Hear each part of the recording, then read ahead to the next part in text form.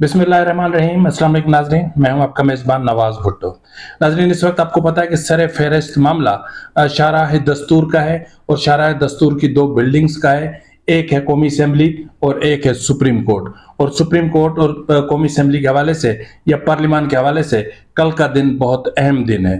कल के दिन को अगर हम देखें तो फिर इससे अंदाज़ा होता है कि ये जो महीना नवंबर है ये किस हद तक सितमगर साबित हो सकता है और नवंबर के एंड तक कौन कौन से बड़े वाकयात या कौन से बड़े मामले रूनुमा हो सकते हैं और फिर क्या आईनी बेंच की तश्कील इत्तफाक राय से हो सकती है या बहरान से बचने के लिए हमारे पास कौन सा बड़ा रास्ता है। लेकिन इससे पहले हम बात करेंगे बुशरा बीबी के हवाले से, जो एहलिया है इमरान खान की, और वो आज अदालत में रोस्ट्रम पर आकर रो पड़ी और रोते हुए उन्होंने जो अल्फाज कहे हैं वो अल्फाज बहुत माने खेज हैं। वो निज़ाम अदल के मुंह पर एक जोरदार तमाचा है और फिर निज़ाम अदल का एक स्याह दौर के जिसमें एक पनामा केस चला और उस पनामा केस में एक जज ने किस तरह जानिबदारी का मुजाहरा किया और किस तरह नवाज शरीफ को नाअहल किया, और फिर एक और जज उन्होंने जो किस तरह मॉनिटरिंग जज बने और फिर किस तरह उन्होंने शरीफ खानदान से अपनी दुश्मनी निकाली। इससे पहले कि मैं अपने प्रोग्राम का बाकायदा तौर पर आगाज करूं, आपसे वही इल्तमास कि मेहरबानी करके अगर आपको मेरा व्लॉग अच्छा लगे तो मेरे चैनल को लाइक करें, सब्सक्राइब करें, शेयर करें, बेल आइकन जरूर दबा दें ताकि बर वक्त आप तक मेरे व्लॉग्स पहुंच सकें। और कमेंट बॉक्स में आप अपनी आरा से हमें जरूर आगाह करें ताकि हम अपने प्रोग्राम को मजीद बेहतर कर सकें और जो खामियां हैं उनको भी हम दूर कर सकें। नाज़रीन, सबसे पहले हम बात कर लेते हैं बुशरा बीबी के हवाले से। बुशरा बीबी जो इमरान खान की एहलिया हैं और जो हाल ही में 9 माह कैद काटने के बाद रिहा हुई हैं। केस कौन से थे, सजा किस केस में हुई? ऐसा केस जो पाकिस्तान की तारीख में पहले ना किसी ने देखा था ना किसी ने सुना था।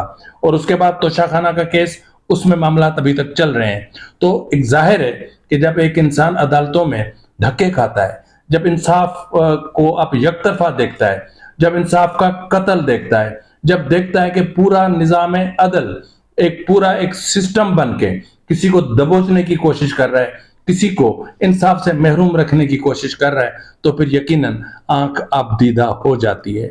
आंख आपदीदा हो भी जाती है क्योंकि आखिर इंसान कब तक कोई बर्दाश्त कर सकता है, और वो भी बिलखुसूस औरत हो तो। डिस्ट्रिक्ट एंड सेशन जज इस्लामाबाद की अदालत में जमानत की दरख्वास्त थी बुशरा बीबी की, उसकी समाअत थी। तो इस दौरान बुशरा बीबी रोस्ट्रम पर आई और रो पड़ी और रोते हुए उन्होंने कहा कि मैं इंसाफ की कुर्सी पर बैठे हुए मुनसिफों की 9 माह से नाइंसाफी का शिकार हूं। सियासी इख्तलाफात एक तरफ, सियासी नजरियाती इख्तलाफात एक तरफ, लेकिन ये हकीकत है कि इस वक्त इमरान खान को, इमरान खान की फैमिली को दबोचने की कोशिश तो की जा रही है और बहुत हद तक इमरान खान को जिस तरह जेल में रखा गया है या जिस तरह बुशरा बीबी ने 9 माह जेल की अजियतें बर्दाश्त की, वो अपने आप में एक दास्तान है और जिसको वक्त एक बार फिर आप सबके सामने लेकर आएगा। मजीद उन्होंने कहा है कि मुझे और इमरान खान को दी जाने वाली सजा नाइंसाफी पर मबनी है और इंसाफ तो है ही नहीं। मैं इंसाफ के लिए नहीं आई, मेरा कंबल और दीगर सामान गाड़ी में है, जब आप कहेंगे मैं जेल चली जाऊंगी।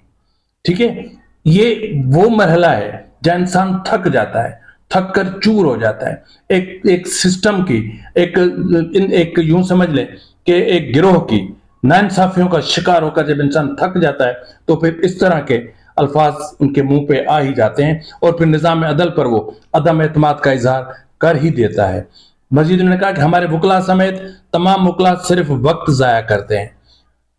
जो अंदर कैद में पड़ा है क्या वो इंसान नहीं है? इसमें तो मैं बार बार कह चुका हूं कि पीटीआई के वकला चाहते ही नहीं कि इमरान खान जेल से बाहर आए, इसलिए कि अगर वो जेल से बाहर आएंगे तो जिस पार्टी में आकर वो पार्लियामेंटेरियंस बने, वो एमएनएस बने, वो एमपीएस बने, वो सेनेटर्स बने, आज वो जिस पार्टी में के नाम पर या इमरान खान के नाम पर एक बहुत बड़े बड़े मनसब पर बैठे में, वो सब बेमाने हो जाएगा और फिर वो पार्टी का एक माजी का हिस्सा बन जाएंगे। और इसलिए वकला इमरान खान के केसेस को इस तरह चलाते हैं कि जिस तरह मामला लिंगरान होता जाए, डेट पे डेट। आपने देखा होगा फॉरेन फंडिंग केस, जो illegal funding case election commission में कितनी इल्तवा ली गई, और फिर तोशाखाना में कितनी इल्तमाएं ली गई, इंतहा हो गई। तो अगर केसेस को निपटाया जाता गया होता तो यकीनन आज नतीजा कुछ और निकलता। और मजीद उन्होंने कहा कि किसी जज को कुछ भी नजर नहीं आता कि किसी के साथ नाइंसाफी हो रही है, किसी का जुल्म हो रहा है, किसी के साथ ज्यादती हो रही है। इंसाफ को तो नजर आना चाहिए, कानून को तो नजर आना चाहिए। जो मुंसिफ मनसब मुंसिफी पर बैठा है उसकी उसके उसके जमीर को तो पता होना चाहिए कि वो इंसाफ नहीं कर रहा, वो जुल्म कर रहा है, वो ज्यादती कर रहा है, वो इंसाफ का कत्ल कर रहा है, वो इंसाफ की देवी को, मैं अल्फाज नहीं कहना चाह रहा पर बहालत मजबूरी मेरे मुंह पर वो आ रहे हैं कि वो इंसाफ की देवी के साथ रेप कर रहा है, उसको बरहना करके शाराय दस्तूर पर नहीं बल्कि अदलिया के चौराहों पर घसीट रहा है। लेकिन यहां मुंसिफों को कुछ नजर नहीं आता। उन्होंने मजीद कहा कि मैं अब इस अदालत में नहीं आऊंगी, यहां सिर्फ नाइंसाफियां होती हैं। ये जो मामला हुआ है, जो अल्फाज बुशरा बीबी ने कहे हैं, यही अल्फाज एक वक्त था जब मुझ पर खुद पर कुछ पॉलिटिकल केसेस से, तो सिंध हाई कोर्ट के चीफ जस्टिस है जस्टिस नासिर असलम जायद, उन्हें मैंने एक एप्लीकेशन भेजी थी। उसमें मैंने तंग आकर कहा था कि अब मैं किसी भी मातहत आपकी किसी भी मातहत अदालत में पेश नहीं होऊंगा, मैं थक चुका हूं, लेकिन मुझे इंसाफ नहीं मिल रहा। बरसा बरस से केस चल रहे हैं लेकिन चार्ज फ्रेम तक नहीं होता, फर्द जुर्म तक आयद नहीं होती, तो फिर इंसान थक जाता है। मजीद उन्होंने कहा कि मैं अब इस अदालत में नहीं आऊंगी, यहां सिर्फ नाइंसाफियां होती हैं। जिस पर अमले ने उन्होंने कहा कि जो है वो जमानत की दरख्वास्त पर फैसला 18 नवंबर को सुनाया जाएगा और इमरान खान की 6 जमानत की दरख्वास्तों पर दलाल 18 नवंबर को तलब कर लिए गए हैं। तो बहरहाल आज का दिन बुशरा बीवी के हवाले से, पीटीआई के हवाले से, या जिस तरह बुशरा बीवी ने जो कुछ कहा वो इंतहाई तकलीफ दे है। और फिर हम बात करते हैं जो है वो अदलिया के किरदार की। तो अदलिया आज चीख रही है कि हमारा स्पेस पार्लियामान ने ले लिया है। तो उस वक्त अदलिया कहां थी जब 90 दिन का फैसला तो सुना दिया बंदियाली अदालत ने, लेकिन उस पर अमल दरामद का क्या हुआ? अमल दरामद को क्यों पीछे रखा गया? जब ये केस सुना जा रहा था तो उस वक्त अदलिया ने यह क्यों नहीं सोचा था कि 3 सूबों की असेंबलियों का कत्ल हुआ है, आइन का कत्ल किया गया है, उसको एक तरफ रखते हुए उन्होंने जो है वो असेंबलियों की तहलील को एक तरफ रख दिया और फिर 90 दिनों में इंतखाबात कराने का हुक्म सादिर फरमा दिया।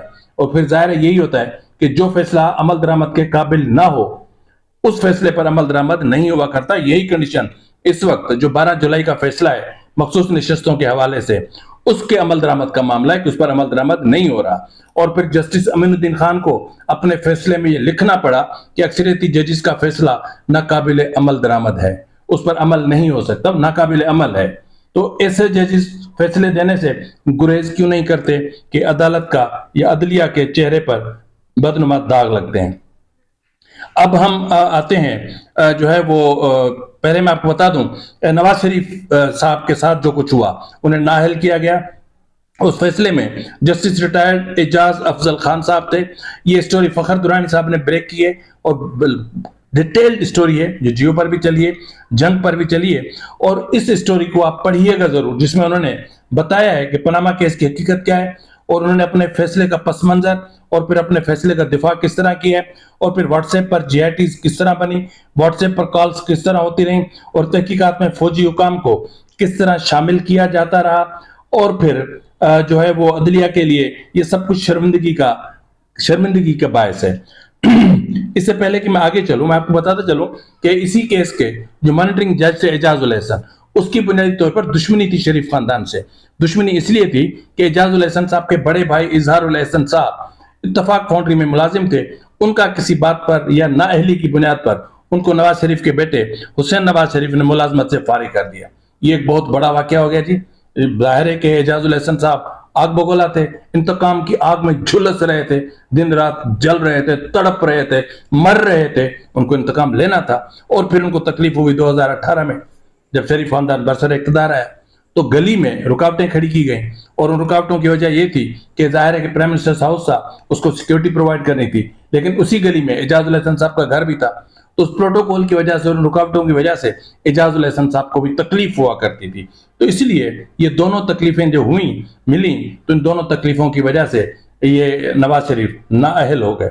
यहां पर सोचने की बात यह है कि क्या ये मामला अदलिया के लिए शर्मिंदगी का बायस नहीं है? क्या अदलिया अपने दामन पर लगे इन दागों को धोने के लिए क्यों नहीं संजीदगी का मुजाहरा करती? क्यों नहीं माजी के दाग धोने के लिए इकदाम किए जाते?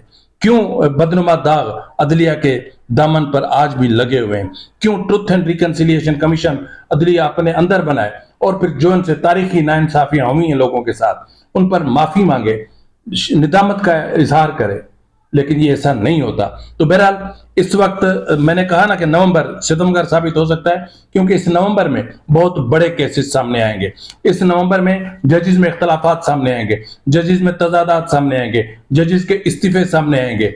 ये आईनी बेंचेस की तश्कील और फिर 26वीं आईनी तरमीम के खिलाफ दरख्वास्तें ये बहुत बड़ा बवाल पैदा करने वाली हैं, बहुत बड़ा तूफान आने वाला है। लेकिन इस वक्त जो मामला है वो है आईनी बेंचेस की तश्कील। बेंचेस, ये लफ्ज बेंचेस में सोच समझ के इस्तेमाल कर रहा हूं, ठीक है?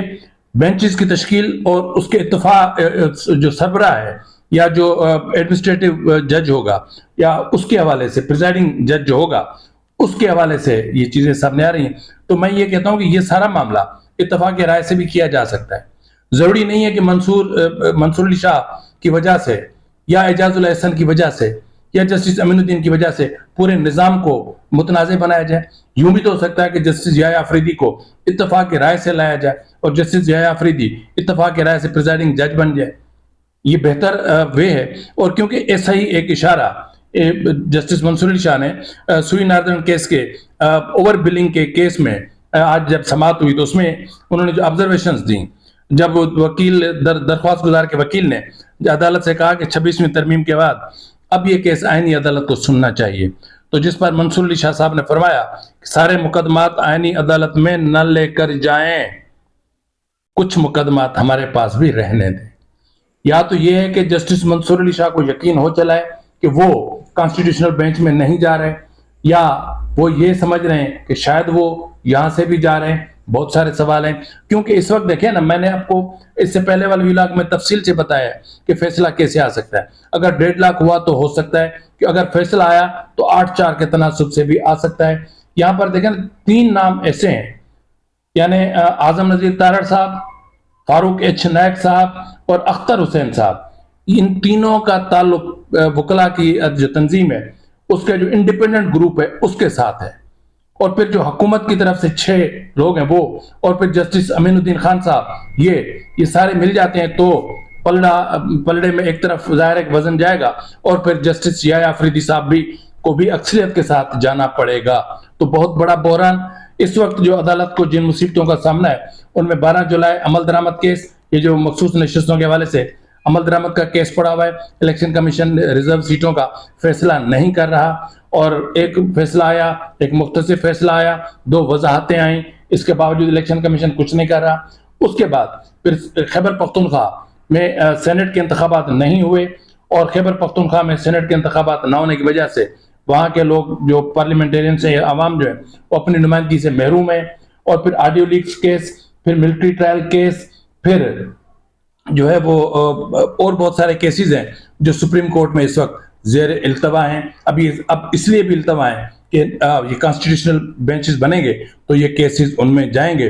लेकिन इससे पहले जिस तरह मैंने कहा कि नवंबर में बहुत कुछ हो सकता है, बहुत बड़े सानेहात हो सकते हैं, बहुत बड़े कॉन्स्टिट्यूशनल क्राइसिस क्रिएट हो सकते हैं, बहुत बड़े एडमिनिस्ट्रेटिव क्राइसिस क्रिएट हो सकते हैं, अदलिया और मुकन्ना में बाज़ाब्ता तौर पर तसादुम हो सकता है। और मजीद तो सूरत हाल शाम को पता चलेगी जब पार्लियामान की तरफ से जजेस के में इजाफे का जो बिल है वो मंजूर होगा, उस पर बात होगी। तो तब तक इजाजत दीजिए, फी अमान अल्लाह।